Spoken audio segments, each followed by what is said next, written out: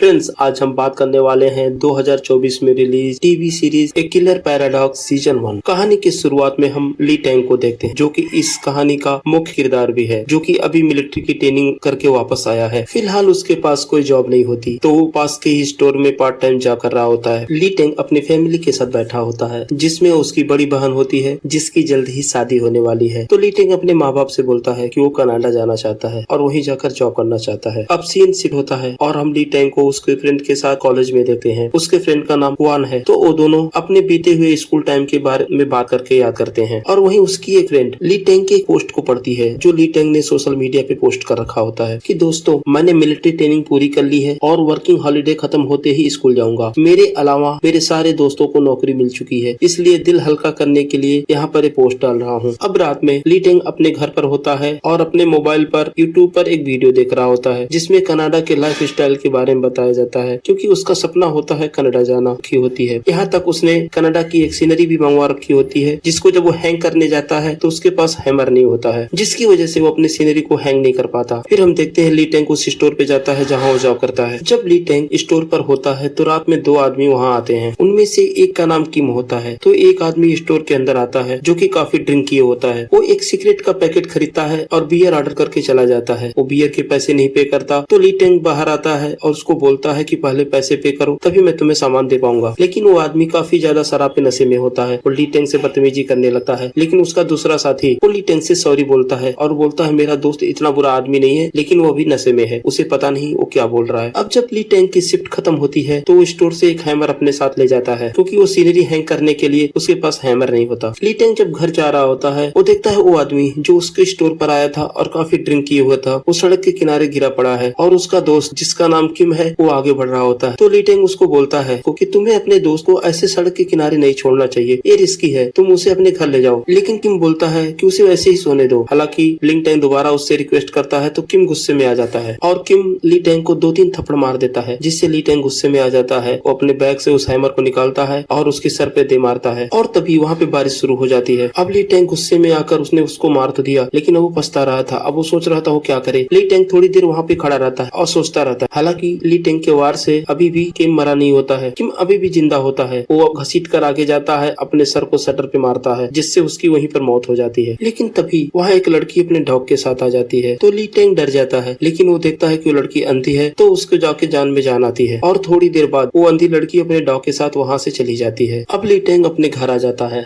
लेकिन उसे इमेजिनेशन में वो आदमी दिखाई देने लगता है। वो आदमी बोलता है कि तुमने ये क्या कर दिया, मेरी एक बूढ़ी माँ है जो कि बीमार रहती है, उसका ख्याल कौन रखेगा, मेरे 3 छोटे बच्चे हैं, उनकी देखभाल कौन करेगा। फिर टैंग इमेजिनेशन से बाहर आता है तो देखता है वो अपने घर पर है। वो अपने रूम में जाकर लेट जाता है, तो उसे स्कूल के टाइम की बातें याद आती है कि उसने अपने फ्रेंड का टैबलेट चुरा लिया था, लेकिन वो पकड़ा नहीं गया कभी। तभी उसे एकाएक याद आता है कि वो हैमर जिससे उसने उस आदमी के सर पे वार किया था, वो तो क्राइम सीन पर ही रह गया। अब वो घबरा जाता है कि कहीं वो पकड़ा न जाए। अगली सुबह पुलिस को किम और उसके फ्रेंड की डेड बॉडी मिलती है और हम देखते हैं जो डिटेक्टिव इन्वेस्टिगेशन कर रहा होता है उसका नाम होता है जैंग। जैंग को वहाँ पे किम का बैग मिलता है, तो उसके बैग में एक पॉलिथीन होती है जिस पर उस स्टोर का नाम होता है जहाँ से उसने रात में बियर खरीदी थी। तो जैंग अपने टीममेट योंग जी के साथ उस स्टोर पर जाता है और वहाँ का सीसीटीवी फुटेज मांगता है। जैंग जब सीसीटीवी फुटेज देख रहा होता है तो देखता है कि जिस आदमी का मर्डर हुआ वो उस दुकान पे गया था और कुछ टाइम वहाँ बैठा भी था। तो दोबारा उस स्टोर पर आता है और ली टैंग से पूछताछ करता है और बोलता है कि हमें 2 डेड बॉडीज मिली और हमने सीसीटीवी फुटेज में देखा कि वो दोनों उससे पहले तुम्हारे स्टोर पर आए थे और बाहर टेबल पर काफी देर बैठे थे। वो क्या बातें कर रहे थे आपस में, क्या तुम्हें इसका कुछ आइडिया है? तो ली टैंग बताता है कि हाँ, वो अपनी फैमिली के बारे में बातें कर रहे थे। तभी वहाँ दूसरा डिटेक्टिव आता है और जैंग से बोलता है कि फिंगरप्रिंट्स मैच हो गई है और हमारा शक बिल्कुल सही था। उन दोनों ने झगड़ते हुए एक दूसरे को मार डाला और हमें एक विटनेस भी मिला है जिसने अपनी आंखों से उन दोनों को लड़ते हुए देखा था। और वहीं हम देखते हैं कि सीसीटीवी फुटेज में जब ली टैंग वो हैमर अपनी स्टोर से ले रहा होता है तो उस समय कैमरे के सामने एक मक्खी आ जाती है, जिससे वो सीन छुप जाता है और ली टैंग बच जाता है। स्टोर से निकलने के बाद ली टैंग दोबारा वही क्राइम सीन पर जाता है जहाँ कल मर्डर हुए थे। वो अपना हैमर ढूंढता है, लेकिन उसे उसका हैमर वहाँ नहीं मिलता। सीन शिफ्ट होता है और हम डिटेक्टिव जैंग को देखते हैं, जो अपनी टीम के साथ अपने ऑफिस में बैठा होता है और वो आपस में बात करते हैं कि मरने वाले का कोई रिकॉर्ड नहीं मिला। ये थोड़ा अजीब होता है। फिर डिटेक्टिव जैंग ली टैंग से मिलने के लिए उसके स्टोर में आता है और उससे बोलता है तुम मरने वाले से मिलने वाले आखिरी इंसान थे। उसके बाद वो स्टोर से कुछ सामान खरीदता है और वहाँ से चला जाता है। डिटेक्टिव के जाने के के बाद ली टेंग का फ्रेंड आता है और उसको बोलता है कि तुम आजकल कॉलेज क्यों नहीं आ रहे हो। तो ली टेंग बोलता है मेरी कुछ फैमिली प्रॉब्लम चल रही है, इसकी वजह से मैं कॉलेज नहीं आ रहा। उसके बाद वो दोनों एक रेस्टोरेंट में जाते हैं खाना खाने। अब सीन शिफ्ट होता है, दूसरी तरफ जैंग अपने ऑफिस में बैठा होता है और उस आदमी का डिटेल डीएनए एनालिसिस करवाता है। तो उसे पता चलता है कि मरने वाला तो एक सीरियल किलर था जो अपनी आइडेंटिटी छुपा के यहाँ रहता था। अब सीन शिफ्ट होता है, ली टेंग अपने घर पर होता है तो उसे इमेजिनेशन में फिर से वो आदमी दिख और कहता है कि तुमने मुझे मार दिया, मेरे बच्चे अब अनाथ हो गए, मेरी माँ का देखभाल कौन करेगा। तो ली टेंग को गुस्सा आ जाता है, वो किम का गला पकड़ लेता है और बोलता है तुम भी तो एक अपराधी हो, तुमने कितने लोगों को मारा, कितनी औरतों को मारा। और फिर उन सब लोगों की डेड बॉडीज आसपास घूमने लगती हैं। तभी ली टेंग की नींद खुल जाती है तो देखता है कि वो सपना देख रहा था। दूसरी तरफ हम उस लड़की को देखते हैं जो क्राइम सीन पर अपने कुत्ते के साथ आई थी। वो असल में अंधी नहीं होती, हम उसे देखते हैं कि वो अपने गार्डन में अपने कुत्ते के साथ खेल रही होती है और ली टेंग का वो हैमर जिससे उसने वो मर्डर किया था वो भी उसी के पास होता है। अब सीन शिफ्ट होता है और हम ली टेंग को देखते हैं जो अपनी माँ के साथ चर्च में होता है। तो उसकी माँ बोलती है कि बेटा तुम अब्रॉड जाना चाहते तुम चले जाओ, जब तुम्हारे पिता रिटायर हो जाएंगे तो हम उनके पेंशन के पैसों से गुजारा कर लेंगे, लेकिन हमारे पास इतने पैसे नहीं है कि हम तुम्हें अब्रॉड भेज सके, इसके लिए तुम्हें खुद ही पैसों का अरेंज करना पड़ेगा। वहीं दूसरी तरफ हम डिटेक्टिव जैंग को देखते हैं। वो जब पुलिस स्टेशन आता है तो देखता है उसकी टीम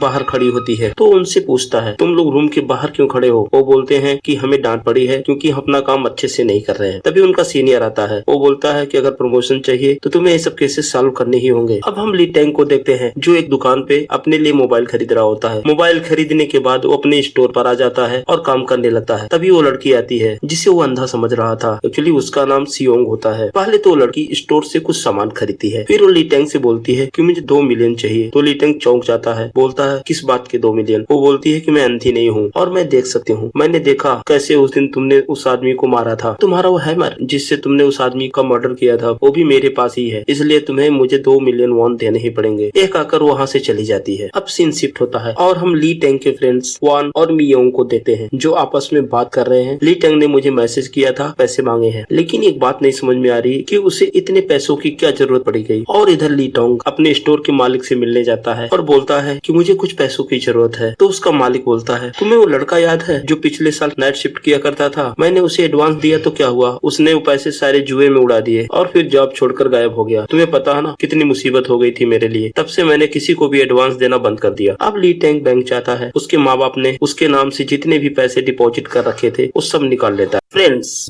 अगर आपको इस चैनल की वीडियो अच्छे लगते हैं तो प्लीज इस चैनल को सब्सक्राइब करें। ली टेंग अब अपने स्टोर वापस आ जाता है तो उसके स्टोर का मालिक मिलता है, पैसे मैंने तुम्हें एडवांस दिए, उन्हें जुए मत उड़ा देना। और मैंने बाहर एक लड़की खड़ी देखी जो देखने में अंधी लगती है लेकिन वो मुझे घूरे जा रही थी। उसकी बात सुनकर ली टेंग स्टोर के बाहर भाग कर जाता है, जाकर आसपास देखता है लेकिन वहाँ कोई नहीं होता है। जब वो वापस अपने स्टोर के अंदर जा रहा होता है तो देखता है टेबल पर एक नोट पड़ा है जिसमें उस लड़की ने अपने घर का एड्रेस लिखा होता है। अब हम देखते हैं ली टेंग उस लड़की के घर जाता है वो पैसे देने के लिए। वो काफी घबराया हुआ होता है। अब सियोन बोलती है कि तुम पैसे लाए हो। वो बोलता है हाँ। तो बोलती है कि सारे पैसे टेबल पे रख दो। तो ली टेंग सारे पैसे बाहर निकाल कर टेबल पे रख देता है। अब ली टेंग उससे बोलता है कि देखो मैंने तुम्हें सारे पैसे दे दिए, अब तुम अपना मुंह बंद रखना, अब मुझे कोई प्रॉब्लम नहीं होनी चाहिए। तो सियोन बोलती है कि हाँ हाँ बिल्कुल मैं अपना मुंह बंद रखूंगी, लेकिन तुम्हें हर महीने ऐसे ही 2 मिलियन वॉन मुझे देते रहना होगा। अब ली टेंग अपना हैमर उठा लेता है और उससे बोलता है कि मेरे पास जितने पैसे थे मैंने तुम्हें दे दिए, अब मैं तुम्हें पैसे नहीं दे पाऊंगा। वो वहाँ से जाने लगता है। तो सियोन बोलती है कि अगर मैं पुलिस के पास चली गई, अगर उनको बता दिया कि वो कत्ल तुमने किया है तो तुम्हारी बहन की शादी टूट जाएगी और तुम्हारी माँ रोज चर्च जाती है तो फिर कैसे जाएगी, और अगर तुमने कोर्ट में साबित भी कर दिया कि तुमने अपनी जान बचाने के लिए उसकी जान ली थी तब भी तुम्हें कम से कम 15 साल की सजा तो होगी। अब उसकी इन सब बातों से ली टेंग को बहुत गुस्सा आता है। वो उसी हैमर से उस लड़की के सर पे एक जोरदार प्रहार करता है और वो लड़की वहीं ढेर हो जाती है जिससे उसकी वहाँ पे मौत हो जाती है। ली टेंग सारे पैसे इकट्ठा करता है और वहाँ से निकल जाता है। भागते वक्त ली टेंग के हाथों में जो खून लगा होता है वो उस लड़की के घर के गेट पे लग जाता है, लेकिन उसका कुत्ता वो चाट कर उस खून के धब्बे को मिटा देता है। फिर उसका कुत्ता छत पर आता है और उस लड़की के घाव के बहते हुए खून को चाटने लगता है। अब सीन शिफ्ट होता है और हम देखते हैं दूध वाले डिलीवरी बॉय को जो सियोंग के घर के बाहर दूध रख के चला गया था। जब वो दूसरे दिन आता है तो देखता है अभी भी वो दूध के पैकेट बाहर ही रखे होते हैं और वो जब घर के अंदर झांकने की कोशिश करता है तो उसको अंदर से अजीब सी बदबू महसूस होती है। वो पुलिस वालों को कॉल करता है और हम देखते हैं जैंग अपनी टीम के साथ उस घर में इन्वेस्टिगेशन कर रहा होता है। तभी सियोन का कुत्ता एक जगह जमीन खोदने लगता है तो वो लोग देखते हैं वहाँ इंसान का कंकाल होता है। अब सीन शिफ्ट होता है, हम उन पुलिस ऑफिसर्स को देखते हैं जो सियोन के घर पे इन्वेस्टिगेशन करने आए थे। वो आपस में बात करते हैं कि जो कंकाल उन्हें मिले हैं वो शायद सियोन के माँ बाप के हैं, क्योंकि वो पिछले 5 सालों से लापता है और इसलिए उन्हें मृत घोषित कर दिया गया था। सियोन के मर्डर के बारे में भी उन्हें कुछ खास क्लू नहीं मिल पाता, क्योंकि सियोन के कुत्ते ने उसकी बॉडी को हर जगह से चाट लिया था। जो फिंगरप्रिंट्स और एविडेंस थे सारे के सारे खत्म हो गए थे। दूसरी तरफ हम ली टैंग को देखते हैं, जो कि दो मर्डर करने के बाद अपने आप को गिल्टी फील कर रहा होता है। वो सुसाइड करने की कोशिश करता है लेकिन नहीं कर पाता, क्योंकि खुद को मारना इतना आसान नहीं होता। तभी उससे मिलने के लिए उसका फ्रेंड हुआन आता है। तो ली टैंग को लगता है कि शायद हुआन अपने पैसे मांगने आया होगा। वो पैसे उसकी तरफ फेंकता है और बोलता है कि ये लो पैसे और लेकर चले जाओ। हालांकि हुआन उससे मिलने आया था, उसके बारे में जानने आया था कि इतने दिनों से वो मिल नहीं रहा है, आखिर क्यों। लेकिन ली टैंग की हरकत देखकर हुआन काफी गुस्सा आता है। तुम बहुत बड़े बेवकूफ इंसान हो। वो उन पैसों को ली टैंग के ऊपर फेंक कर जाने लगता है। तो ली टैंग बोलता है, बेवकूफ मैं नहीं तुम हो। तुम्हें याद है ना कॉलेज के टाइम तुम्हारा टैबलेट चोरी हो गया था, वो मैंने ही किया था, लेकिन तुम्हें आज तक नहीं पता चला। तो हुआन मुड़कर आता है। वो बोलता है, तुम्हें एक बात बताऊं कि जब तुमने मेरा टैबलेट चोरी किया तो मुझे पता था कि तुमने ही चुराया है, लेकिन उस टाइम कॉलेज में मेरा कोई भी दोस्त नहीं था, इसलिए मैंने तुम्हें माफ कर दिया। और सबसे बड़े बेवकूफ तुम हो जिन्हों अपने दोस्तों की कदर नहीं आती। वह कहकर वहाँ से चला जाता है। वहीं हम डिटेक्टिव पार्क चुंग को देखते हैं, जो सियोन के डॉग को पुलिस स्टेशन से दूसरे ऑफिस लेके जा रहा होता है। तो 2 बदमाश लड़के उस पर हमला कर देते हैं, जिससे वो बुरी तरह घायल हो जाता है। अब हम ली टैंग को देखते हैं। वो एक क्लब से बाहर आता है तो अपने मोबाइल पे सियोन के न्यूज आर्टिकल्स को देखता है, जिसमें वो पढ़ता है कि सियोन ने अपने माँ बाप को मारकर अपने ही गार्डन में दफन कर दिया था। तो वो सोचने लगता है कि उसने जिन दोनों को मारा वो पहले से ही अपराधी थे। अभी वो सोचते हुए जा रहा था, तभी वो 2 बदमाश लड़के जिन्होंने थोड़ी देर पहले उस डिटेक्टिव को चाकू मारा था वो मिल जाते हैं। तो वो दोनों लड़के ली टैंग से उसका पर्स चुराते हैं। तो ली टैंग उनके कपड़ों पे लगा हुआ खून देख लेता है। वो समझ जाता है इन्होंने कुछ गलत किया है। उसके बाद सीन शिफ्ट होता है और हम देखते हैं उन दोनों लड़कों की डेड बॉडी एक गड्ढे में पड़ी होती है। वहीं दूसरी तरफ जब ली टैंग सोकर उठता है तो देखता है उसके कपड़ों, उसके हाथ पर खून के निशान होते हैं। वो समझ नहीं पाता। तब वो रात की बात याद करने की कोशिश करता है कि जब उन दोनों लड़कों से उसकी लड़ाई हुई थी। अब सीन शिफ्ट होकर पास्ट में चला जाता है और हम देखते हैं सियोन को, जो अपने घर पर होती है। रात में उसके माँ बाप जब सो रहे होते हैं तो उनके कमरे में गैस की पाइपलाइन लगाकर गैस ऑन कर देती है, लेकिन गैस की महक से उसकी माँ जग जाती है। वो बाहर आती है और सियोंग से पूछती है कि तुम ये क्या कर रही हो। तो सियोंग गुस्से में आकर किचन में जाती है और वहाँ से चाकू लेकर आती है और अपने माँ बाप दोनों का कत्ल कर देती। कत्ल करने के बाद उनकी डेड बॉडी को ले जाकर अपने गार्डन में दफन कर देती। ये बातें सियोन की एक कजिन ने एक आर्टिकल में लिखकर सोशल मीडिया पे पोस्ट कर दिया था। तो डिटेक्टिव जेंग उसका ये पोस्ट पढ़ रहा होता है। उसके बाद जेंग अपने कलीग के साथ उससे मिलने जाता है। तो जेंग सियोन की कजिन से पूछता है कि तुम्हारी उससे लास्ट टाइम बात कब हुई थी। तो बोलती है बहुत समय पहले, जब हम लोग स्कूल में पढ़ा करते थे। क्योंकि वो मुझसे जलन रखती थी इसलिए मेरी उसकी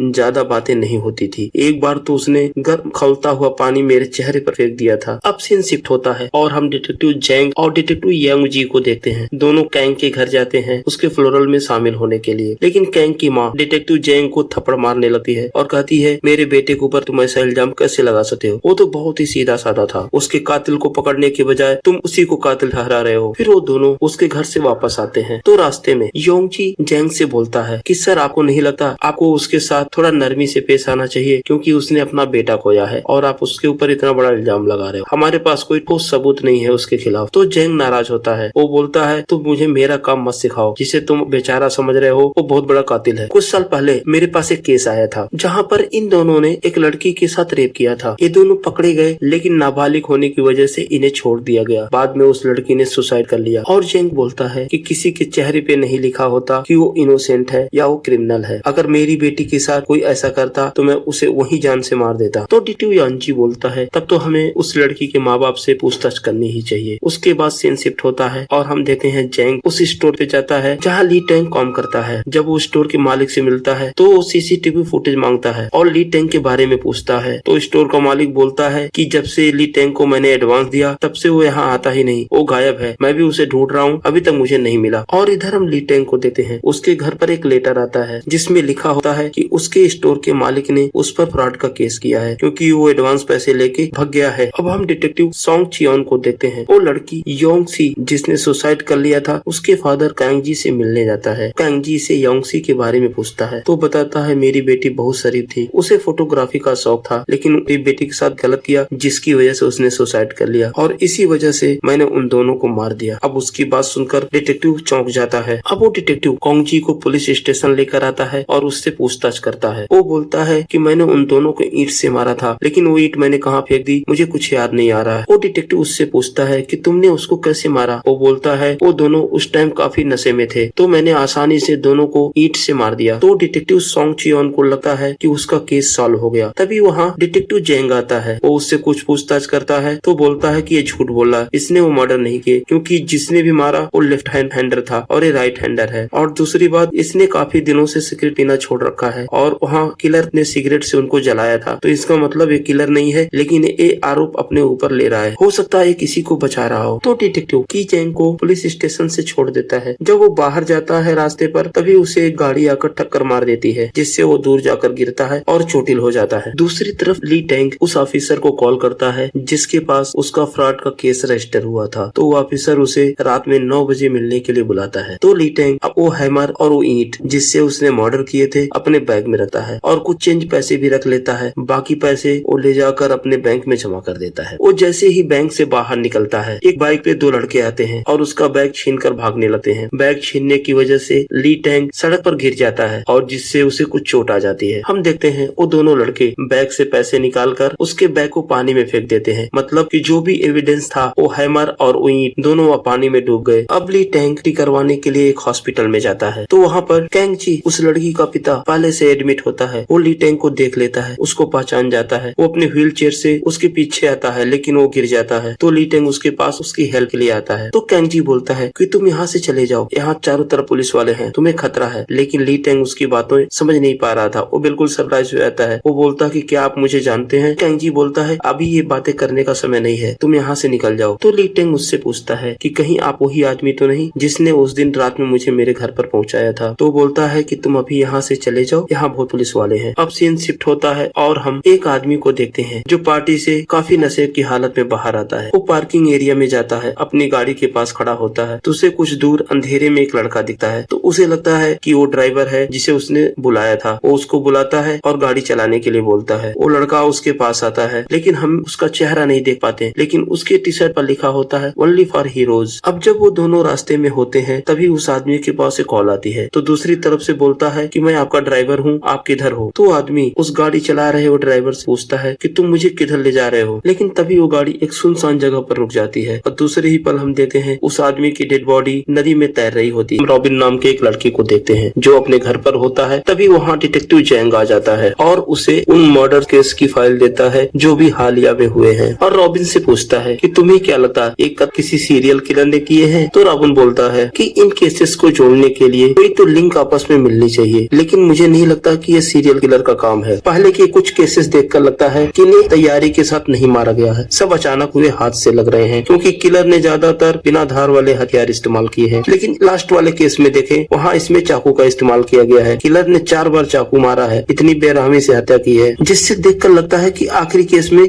उसका मकसद ही इसको मारना था। लेकिन बाकी के मर्डर्स बिल्कुल अलग हैं। अब रॉबिन की बातें सुनकर डिटेक्टिव जेंग को उस पर शक होता है, तो उसको अरेस्ट कर लेता है और पुलिस स्टेशन ले जाता है, जहाँ उससे पूछताछ होती है। जेंग अपने सीनियर से बात करता है। वो बोलता है कि उसे इस केस पे काम करने का मौका दिया जाए। तो उसके सीनियर एग्री हो जाते हैं। वो बोलते हैं ठीक है, लेकिन पुलिस के पास रॉबिन के खिलाफ कुछ खास सबूत नहीं होते, तो इसलिए उन्हें उसे छोड़ना पड़ता है। अब सीन शिफ्ट होता है, रॉबिन अपने घर पर होता है। तो उससे मिलने के लिए ली टैंग एक डिलीवरी बॉय बनकर आता है। तो रॉबिन उससे बोलता है कि अब की संभल कर रहना, एक डिटेक्टिव मेरे पीछे पड़ा हुआ है, अगर तुम उसकी नजर में आ गए तो मैं क्या, तुम्हें कोई नहीं बचा पाएगा, इसलिए संभल के रहना। जब ली टैंग रॉबिन के घर से बाहर आता है, तो हम देखते हैं चैंग अपनी पूरी टीम के साथ रॉबिन के घर पे नजर रखे हुए है। तो एक पुलिस वाला ली टैंग का पीछा करता है, लेकिन ली टैंग चालाकी से वहाँ से निकल जाता है। और वहीं हम देखते हैं डिटेक्टिव जेंग रॉबिन के कमरे में जाता है और उसके कंप्यूटर की केबल खींचकर बाहर निकाल देता है और वो बोलता है कि तुम ही हो जो मर्डर्स के लिए विक्टिम सेलेक्ट करते हो और किलर को इन्फॉर्म करते हो। तो रॉबिन बोलता है ये सब बकवास है, मैंने ऐसा कुछ नहीं किया है। लेकिन जेंग उसकी एक भी नहीं सुनता, उसकी पिटाई करना शुरू कर देता है। जेंग उसके कमरे के सारे सामान तोड़ने फोड़ने लगता है। फिर रॉबिन बोलता है कि मुझे कुछ भी नहीं पता इसके बारे में। लेकिन रॉबिन बहुत चालाक होता है, उसने अपने कमरे में एक हिडन कैमरा लगा रखा होता है, जिससे जेंग उसके कमरे में जो भी कर रहा होता है उस सब कुछ इंटरनेट पे लाइव स्ट्रीम हो रहा होता है, चाहे उसके कमरे में तोड़फोड़ या उसकी पिटाई, सब कुछ लाइव स्ट्रीम हो रही होती है। तो लोकल पुलिस वहाँ आ जाती है। दूसरी तरफ हम ली टैंग को देखते हैं जो अपनी माँ बाप के लिए एक नोट लिख रहा होता है। वो लिखता है, मम्मी पापा आप मुझे इस दुनिया में लाए जिसके लिए थैंक यू। मुझे नहीं पता कि मेरी लाइफ का मकसद क्या है, तो मैं अपनी जिंदगी का मकसद ढूंढने के लिए कनाडा जा रहा हूँ। फिर हम ली टैंग को एक ट्रेन में देखते हैं और वही रॉबिन भी होता है। तो रॉबिन उससे बोलता है कि मैं ही हूँ ओनली फॉर हीरोज। यह सुनकर ली टैंग चौंक जाता है क्योंकि वो भी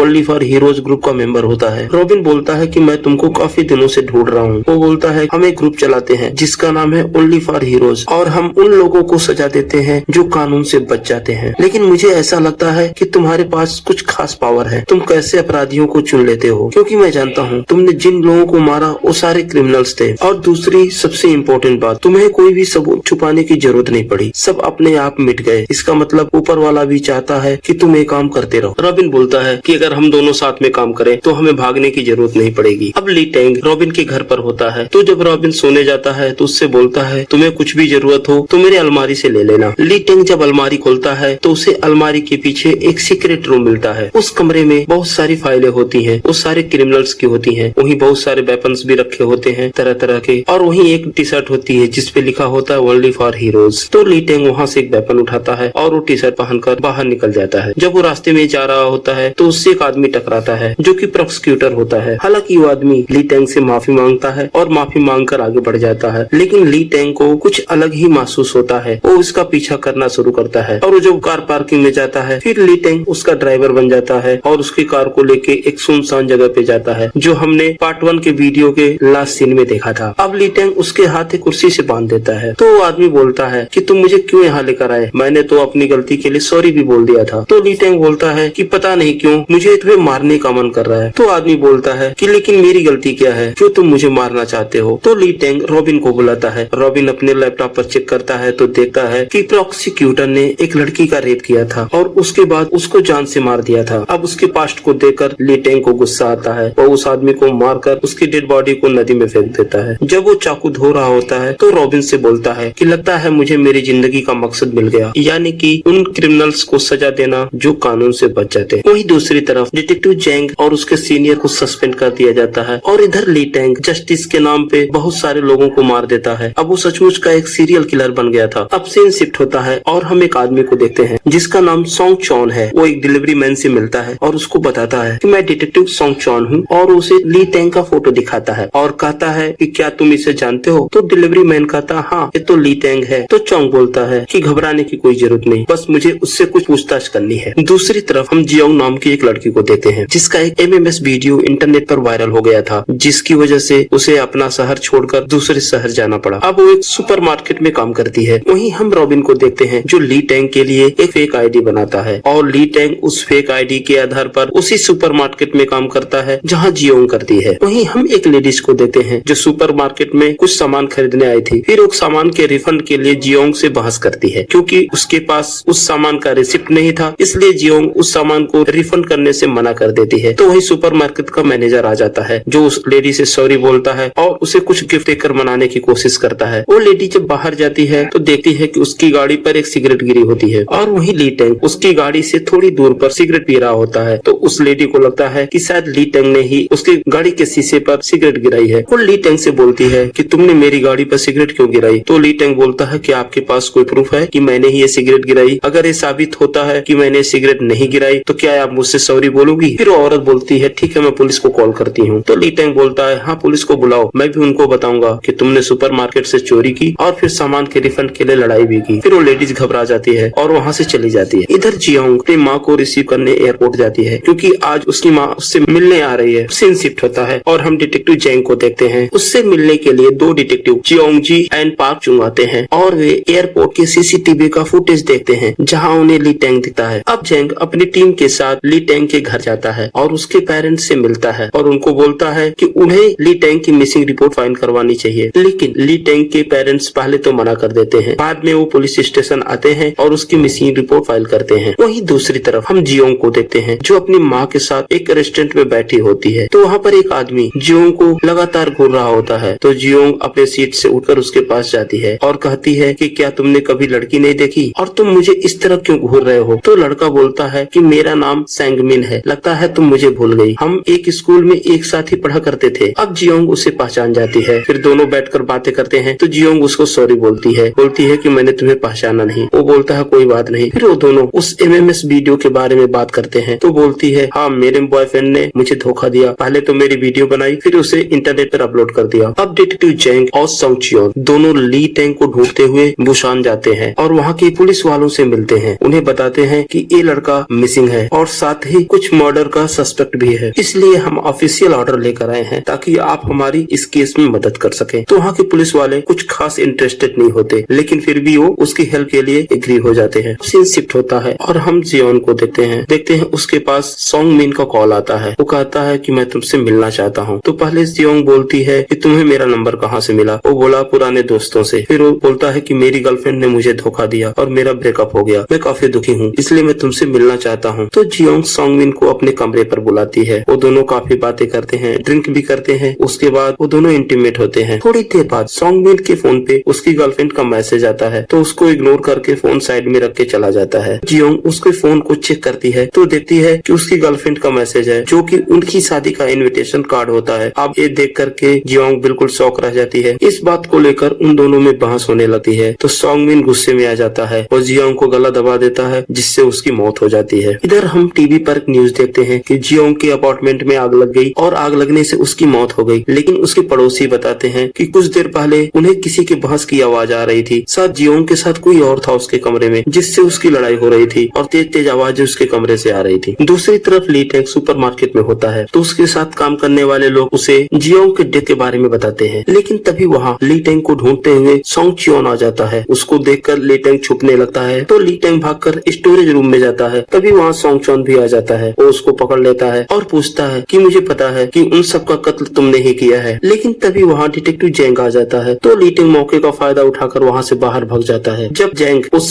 स्टोरेज का सीसीटीवी चेक करता है तो पता चलता है कि वहाँ का हार्ड डिस्क गायब है। लेकिन डिटेक्टिव जेंग को वहाँ के मालिक से उसका एड्रेस मिल जाता है। तो जेंग वहाँ के पुलिस वालों से कहते हैं कि हमें ली टेंग के घर जाना चाहिए और उससे पूछताछ करनी चाहिए। लेकिन वो पुलिस वाले उसके घर जाने से मना कर देते हैं। वो बोलते हैं हमारे पास कुछ भी सबूत नहीं है। और दूसरी तरफ हम देखते हैं उस सुपरमार्केट के सीसीटीवी का हार्ड डिस्क तो सोंग चियोन के पास होता है। वो सीसीटीवी फुटेज देखता है तो उसमें दिखता है उसे कि जियोंग से मिलने के लिए सॉन्ग मिन आया हुआ था। फिर चॉन सॉन्ग मिन के घर जाता है और पूछता है क्या वो तुम्हारी गर्लफ्रेंड थी और क्या तुमने उसका मर्डर किया। तो सॉन्ग मिन बोलता है नहीं, मैंने उसे नहीं मारा। फिर चॉन सॉन्ग मिन को बांध देता है और उसकी पिटाई करने लगता है। तो सॉन्ग मिन को बोलता है कि हाँ, मैंने ही जियोंग का मर्डर किया था। तो उसके बाद चॉन सॉन्ग मिन से माफीनामा लिखवाता है। माफीनामा लिखवाने के बाद वो उसको जान से मार देता है। लेकिन तभी वहाँ सॉन्ग मिन को ढूंढते हुए दो डिटेक्टिव आते हैं। तो चॉन वहाँ से निकल जाता है, लेकिन निकलने से पहले उस कमरे में विस्फोटक पदार्थ रख देता है। वो दोनों डिटेक्टिव जैसे ही उस कमरे के दरवाजा खोलने की कोशिश करते हैं, वहाँ विस्फोट होता है और दोनों डिटेक्टिव दूर जाकर गिरते हैं और घायल हो जाते हैं। अब सीन शिफ्ट होता है और हम रॉबिन को देखते हैं। वो अपने घर पर जब पहुँचता है तो देखता है चोंग उसके कमरे में पहले से ही बैठा होता है। तो चोंग उसको बोलता है कि जो तुम्हें नया लड़का मिला है, मुझे उससे मिलना है, तुम मेरी उससे मीटिंग करवा दो। तो रॉबिन डरते हुए बोलता है कि तुम उससे क्यों मिलना चाहते हो, और वैसे भी वो तुमसे बिल्कुल अलग है। तो चोंग बोलता है नहीं, बिल्कुल नहीं, वो मुझसे अलग कैसे हो सकता है, वो बिल्कुल मेरी तरह ही है, क्योंकि मुझे भी तुमने ही इस तरह बनाया और शायद उसको भी। तो फिर हम देखते हैं जब चॉन रॉबिन के घर से बाहर निकल रहा होता है, तभी वहाँ डिटेक्टिव आ जाता है। तो उसकी चॉन से फाइट होने लगती है। चॉन उस डिटेक्टिव को उठाकर घर से बाहर फेंक देता है, जिससे डिटेक्टिव को काफी चोटें आ जाती है और उसे हॉस्पिटल में एडमिट किया जाता है। चॉन तो वहाँ से भाग जाता है, लेकिन रॉबिन पकड़ा जाता है। तो रॉबिन से पूछताछ की जाती है। तो रॉबिन बताता है कि मैं कमरे के अंदर बैठा था तो मुझे कुछ आवाजें आई। जब मैं बाहर आया तो देखा डिटेक्टिव सड़क पर पड़ा था और उसे काफी चोटें आई थी। लेकिन जेंग काफी गुस्से में होता है। वो बोलता है सच बताओ, नहीं तो मैं तुम्हें शूट कर दूंगा। तो रॉबिन उसको बताता है कि उसका नाम सोंग चॉन है और उससे मेरा कोई लेना देना नहीं। वो मुझसे मिलने आया और उसी ने डिटेक्टिव की ये हालत की, और कुछ दिन पहले जो उस फ्लैट में बम विस्फोट हुआ था वो भी इसी ने किया था। अब सीन शिफ्ट होता है और हम सोंग चॉन को देखते हैं। वो एक कार में बैठकर कहीं जा रहा होता है, लेकिन तभी उसके कार के सामने एक कपल आ जाता है। तो लड़का गाड़ी के ड्राइवर से बहुत बुरे तरीके से बात करता है, उसको गालियां देता है, जबकि गलती ड्राइवर की नहीं होती है। और सोंग चॉन चुपचाप पिछली सीट पर बैठकर ये सब देख रहा होता है। अगले दिन हम देते हैं सोंग चॉन उस लड़के और लड़की दोनों को पकड़ लेता है। तो लड़के को पहले मार देता है, फिर लड़की से पूछता है कि तुम्हें कबूलनामा लिखना पड़ेगा कि जो तुमने गलती की। फिर वो लड़की कबूलनामा लिखने के लिए तैयार हो जाती है और कबूलनामा लिखने के बाद वो उस लड़की को भी मार देता है। अब हम जेंग को देखते हैं, जो अपने नए सीनियर से मिलने के लिए उसके घर जाता है। तो उसका सीनियर कल हुए उस लड़का लड़की के मर्डर केस के बारे में बात करता है। वो बोलता है कि उस लड़की के फादर प्रेसिडेंट हैं और जो भी इस केस को सॉल्व करेगा उसका प्रमोशन पक्का है। तो मैं चाहता हूँ कि तुम इस केस को सॉल्व करो और मेरी प्रमोशन में मेरी मदद करो, इसलिए तुम कल से ड्यूटी ज्वाइन कर सकते हो। दूसरी तरफ हम रॉबिन को देखते हैं, जो कुछ लोगों से मिलता है सोंग चॉन को पकड़ने के लिए। वो भी उनसे बात ही कर रहा होता है, तभी उसके मोबाइल मोबाइल पे अलर्ट आता है। ली टैंग ने अपना फोन ऑन किया और उससे उसकी लोकेशन के बारे में पता चल जाता है। तो रॉबिन उसको कॉल करता है और बोलता है कि अभी कुछ दिनों तक तुम शांत रहो, लेकिन ली टैंग बोलता है कि मैं छुपना नहीं चाहता, तुम सोंग चॉन से मेरी मीटिंग करवाओ और मैं उससे मिलना चाहता हूँ। तो वही सोंग चॉन के पास रॉबिन का मैसेज आता है कि ली टैंग तुमसे मिलना चाहता है। तो सोंग ली टैंग को वीडियो कॉल करता है और उसको बताता है कि तुम्हें कहाँ आना है, उस जगह का एड्रेस देता है। अब ली टैंग सोंग चॉन से मिलता है तो बोलता है कि हाँ बताओ तुम मुझसे क्यों मिलना चाहते थे। तो सोंग चॉन बोलता है कि हम दोनों अकेले अकेले रहते हैं, बुरा लगता है, हम दोनों एक जैसे हैं और मैं तुमसे ये पूछना चाहता हूँ कि तुम्हें सब कुछ कैसे पता चल जाता कि कौन क्रिमिनल है और कौन नहीं। ऐसी क्या ताकत है तुम्हारे पास? क्या तुम्हारे पास कोई सुपर पावर है कि तुम लोगों को देखकर ही पहचान जाते हो कि वो आदमी क्रिमिनल है या नहीं? हालांकि ली टैंग उससे बहुत ज्यादा बातें नहीं करता। जब सोंग चॉन वहाँ से जाने लगता है तो ली टैंग उस पर हमला कर देता है, लेकिन सोंग चॉन काफी चालाक होता है, वो ली टैंग की पिटाई कर देता है और बोलता है मुझे तुमसे ऐसी उम्मीद नहीं थी। और इधर रॉबिन उन लोगों के साथ में ली टैंग का मोबाइल लोकेशन ट्रैक करता हुआ उस जगह पर आ जाता है, लेकिन उसके साथियों को उस पर भरोसा नहीं होता, वो उसको रोही बांध कर अंदर चले जाते हैं। जब वो लोग सोंग चॉन के पास पहुंचते हैं तो इस मौके का फायदा उठाकर ली टैंग वहाँ से बाहर भाग जाता है। वो बाहर आता है तो देखता है रॉबिन बंधा हुआ था और रॉबिन को आजाद करता है। तो रॉबिन उसको थैंक यू बोलते हुए कहता है कि तुम चिंता मत करो, मैं सब संभाल लूंगा। और वहीं दूसरी तरफ वो गुंडे सोंग चॉन पर हमला कर देते हैं, लेकिन सोंग चॉन काफी माहिर होता है, वो सबकी पिटाई कर करके आगे बढ़ता है और एक एक करके उन सबको मार देता है, सिर्फ एक को छोड़ता है। अब चॉन उस गुंडे से बोलता है तुम अपने बॉस को कॉल करो। वो गुंडा डरते हुए अपने बॉस को कॉल करता है और बोलता है कि वहाँ से भाग गया। उसका बॉस कोई और नहीं उस लड़की का ग्रैंडफादर होता है जिसको कुछ दिन पहले चोंग ने मारा था। अब सीन शिफ्ट होता है और हम डिटेक्टिव जैंग को देते हैं जो अपने साथी के साथ गाड़ी में जा रहा होता है। तो दोनों बातें करते हैं। वो बताता है कि मेरे पिता एक पुलिस वाले थे और वो मुझसे कभी भी प्यार से बात नहीं करते थे। वो जब भी घर आते तो गुस्से में आते, अगर पुलिस स्टेशन पर कुछ भी गलत होता तो आकर वहाँ का गुस्सा हम पर निकालते और हमसे नाराज होकर बातें करते। अब जैंग अपने ऑफिस पहुँच जाता है तो देखता है उसकी टीम उस कॉफी शॉप में हुए शूट आउट के वीडियो का सीसीटीवी फुटेज देख रहे होते हैं। तो वहाँ ली टैंग दिखता है। अब पुलिस वाले सोंग चॉन के घर पर जाते हैं और वहाँ तलाशी के दौरान उन्हें कई सारे माफीनामे मिलते हैं जो खून से लिखे होते हैं। और वहीं दूसरी तरफ ली टैंग से रॉबिन मिलता है और वो ली टैंग से बोलता है कि परेशान होने की जरूरत नहीं है और सोंग चॉन जल्दी ही पकड़ा जाएगा और हम यहाँ से इतनी दूर चले जाएंगे कि हमें कोई ढूंढ भी नहीं पाएगा। फिर वो दोनों एक दुकान पर जाते हैं और नकली आइडेंटिटी कार्ड पर 2 नए सिम खरीदते हैं और इधर चोंग सॉन उस चेयरमैन को पकड़ लेता है। वहीं दूसरी तरफ डिटेक्टिव जैंग अपने लोगों से बात कर रहा होता है कि हमें बताओ वो चेयरमैन जियोंग किधर जा सकता है, क्योंकि मुझे पूरा यकीन है सोंग जॉन उसका पीछा करेगा। लेकिन उन्हें नहीं पता होता कि सोंग जॉन तो पहले ही चेयरमैन के पास पहुंच चुका होता है। सोंग जॉन चेयरमैन से बोलता है कि मैं तेरी पूरी कुंडली लेकर आया हूँ, मुझे पता है कि तू बहुत पावरफुल है, तू जो भी चाहता है उसे हासिल कर लेता है, चाहे उसके लिए कुछ भी करना पड़े। अभी वो चेयरमैन से बात कर ही रहा होता है तभी जैंग अपनी टीम के साथ वहाँ पहुँच जाता है। तो सोंग जॉन एक नुकीला हथियार उठाता है और चेयरमैन के गले में घुसेड़ देता है और वो जैसे ही उसके गले से वो नुकीला हथियार निकालता है उसके गले से खून बहने लगता है, जिससे चेयरमैन की वहीं पर मौत हो जाती है। लेकिन सोंग जॉन को अरेस्ट कर लिया जाता है। इधर हम रॉबिन को देखते हैं जो ली टैंग से बात कर रहा होता है। उसको बताता है कि जब मैं छोटा था तो एक दिन मेरे घर में एक चोर घुस आया और उसने मेरे पेरेंट्स को मार दिया। मैं चाहता था उससे बदला लेना, लेकिन मुझे पता ही नहीं था कि वो कौन है और दूसरी तरफ मैं बहुत कमजोर भी था, इसलिए मैंने ठान लिया कि मैं उन अपराधियों को नहीं छोड़ूंगा जो कानून से बच जाते हैं। और मैं कमजोर था इसलिए मैं दूसरों का इस्तेमाल करके उन अपराधियों को मारता हूँ। दूसरी तरफ पुलिस वाले सोंग चॉन को लेकर जा रहे होते हैं तो रास्ते में वो पुलिस वालों से बोलता है कि मेरी हथकड़ी थोड़ी ढीली कर दो, ये काफी टाइट है। देखो मैं डायबिटीज का पेशेंट हूँ और मेरा ब्लड सर्कुलेशन रुक जा रहा है, जिससे हाथ मेरा काला पड़ रहा है। जब पुलिस वाले उसके हाथ की हथकड़ी ढीली कर रहे होते हैं तो मौके का फायदा उठाकर वो उन पर अटैक कर देता है। उनमें लड़ाई होने लगती है और उस पुलिस वैन का एक्सीडेंट हो जाता है, जिससे 2 पुलिस वाले मारे जाते हैं। लेकिन सोंग चॉन वहाँ से भागने में कामयाब होता है। अब हम ली टैंग और रॉबिन को देखते हैं। दोनों एक रूम में बैठे होते हैं तभी टीवी पर न्यूज आती है कि सोंग चॉन 2 पुलिस वालों को मारकर फरार हो गया और बताया जाता है कि सोंग अकेला नहीं है, उसके 2 साथी भी हैं जो उसकी मदद करते हैं। उनका नाम है रॉबिन और ली टैंग। ये न्यूज देखकर ली टैंग की हालत खराब हो जाती है, वो डर जाता है। लेकिन रॉबिन कहता है कि तुम चिंता मत करो, हम दोनों किसी दूसरे देश चले जाएंगे जहाँ हमें कोई खतरा नहीं होगा। अब रॉबिन अपने कुछ दोस्तों से मिलता है और उनसे सलाह लेता है कि देश छोड़कर जाने के लिए कौन सा रास्ता सबसे अच्छा होगा। तो वो डिसाइड करते हैं कि वो बोट के द्वारा इस देश को छोड़कर चले जाएंगे। जब वो स्टेशन के लिए निकलते हैं तभी रॉबिन को सोंग चॉन को कॉल आता है। वो बताता है कि तुम्हें पता है ना,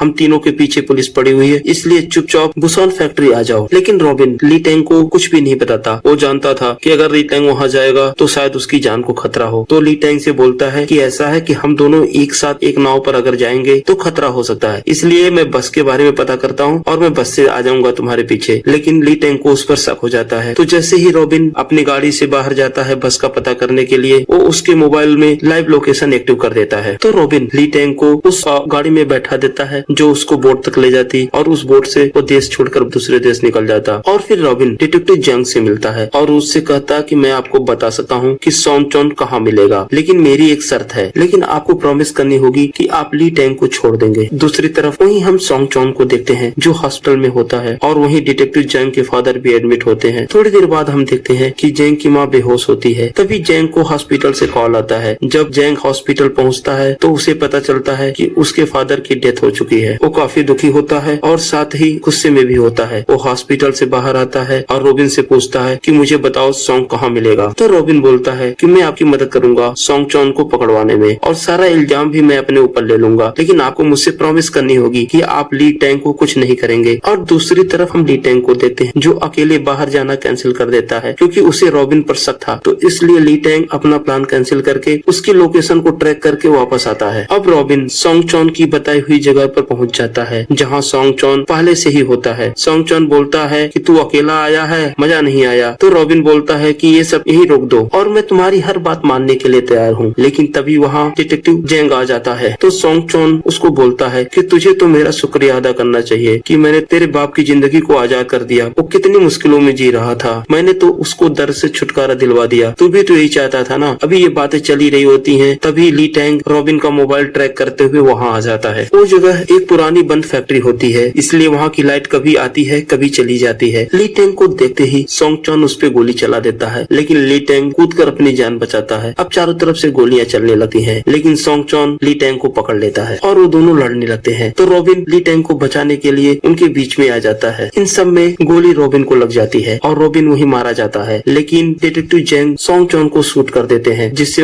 गोली लगने के बाद सॉन्ग चॉन वहीं गिर जाता है। वो घायल होता है तो बोलता है कि अगर तू सच्चाई जानेगा तो तेरे पैरों के नीचे से जमीन खिसक जाएगी। इसके बाद सीन पास्ट में चला जाता है जहाँ हम सॉन्ग चॉन को देखते हैं। वो डिटेक्टिव जैंग के फादर गैप्सी को अपना भगवान मानता था। वो उसके आइडियल थे, एक तरह से हीरो। वो बोलता था कि मैं आपके साथ काम करके आपसे बहुत कुछ सीखना चाहता हूँ। वहीं उसके ऑफिस के कैफे में काम करने वाली एक औरत अपने घर जा रही होती है, तो गैप्सू उसको एक बॉक्स देता है और बोलता है कि वहाँ एक आदमी को देना है। बाद में सॉन्ग चॉन अपने घर पर बैठकर ब्रेकफास्ट कर रहा होता है तो टीवी न्यूज में देखता है वो औरत ड्रग्स के साथ पकड़ी गई है एयरपोर्ट पर। ये न्यूज उसके लिए शॉकिंग होती है, लेकिन फिर वो सोचता है हो सकता है उसके सीनियर गैप्सू का कोई प्लान हो। वो अपने सीनियर से मिलने आता है और पूछता है कि सर क्या ये कोई प्लान है, क्या हम किसी बड़े गिरोह को पकड़ने वाले हैं। तो गैप्सू बोलता है कि क्या बेवकूफी वाली बातें कर रहा है तू। फिर गैप्सू गुस्सा में आ जाता है और वो सॉन्ग चॉन की पिटाई करने लगता है। और गैप्सू सॉन्ग चॉन को बोलता है कि तू एक खूनी का बेटा था, मैंने तुझे नौकरी दिलवाई और तू मुझसे क्वेश्चन पूछता है। अब सीन प्रेजेंट में आ जाता है जहाँ ली टैंग जैंग से बोलता है कि तुम अपनी गन मुझे दे दो और मैं इसे शूट कर दूंगा। अभी वो दोनों बातें ही कर रहे होते हैं, तभी सॉन्ग चॉन एक चाकू उठाता है और ली टैंग को मारने के लिए आगे बढ़ता है, लेकिन जैंग उसको शूट कर देता है और सॉन्ग चॉन वहीं मारा जाता है। अब सीन शिफ्ट होता है और हम देखते हैं कि डिटेक्टिव जैंग अपने फादर के फ्यूनरल में शामिल होता है। उसके बाद एक ऑफिशियली इंक्वायरी शुरू होती है जहाँ उससे पूछताछ की जाती है कि उस दिन उस फैक्ट्री में क्या हुआ। तो बताता है कि सॉन्ग चॉन और रॉबिन मिलकर इस काम को करते थे। दूसरी तरफ हम देखते हैं जैंग के सीनियर प्रेस कॉन्फ्रेंस में बोलते हैं कि हमने तफ्तीश की और पता चला कि सॉन्ग चॉन एक फरार मुजरिम था। उसने बहुत सारे मर्डर किए थे और साथ में 2 पुलिस वालों को भी उसने मारा था, और उसके इस काम में एक और मुजरिम जिसका नाम रॉबिन था वो उसकी हेल्प किया करता था। उस दिन शूट आउट में वो दोनों मारे गए। इधर हम देखते हैं जैंग अपने कुत्ते के साथ घूम रहा होता है, तभी एक दुकान पे जाता है च्युइंगम खरीदने के लिए। तो वहाँ टीवी पर न्यूज चल रही होती है कि एक डेड बॉडी मिली और जांच के दौरान पुलिस को उसके रिकॉर्ड्स पर शक हुआ। जब गहरी छानबीन की गई तो पता चला कि वो एक बहुत बड़ा सीरियल किलर था जो अपनी पहचान छुपा कर रहता था। डिटेक्टिव जैंग का ध्यान उधर जाता है और वो समझ जाते हैं कि इसका मतलब ली टैंग ने ही काम किया है। और इधर सीन शिफ्ट होता है, हम देखते हैं ली टैंग मार्केट में जा रहा होता है। एक आदमी उससे टकराता है और उसके टकराने के बाद ली टैंग को वही अनुभव होता है जो पहले दूसरे अपराधियों के लिए हुआ था, और वो मुड़कर देखता है। इसी के साथ एक वेब सीरीज यहीं पर समाप्त हो जाती है। तो फ्रेंड्स, हमें कमेंट सेक्शन में जरूर बताएं कि आपको ये वीडियो कैसा लगा, और अगर अभी तक आपने मेरे चैनल को सब्सक्राइब नहीं किया है तो प्लीज सब्सक्राइब करें। धन्यवाद।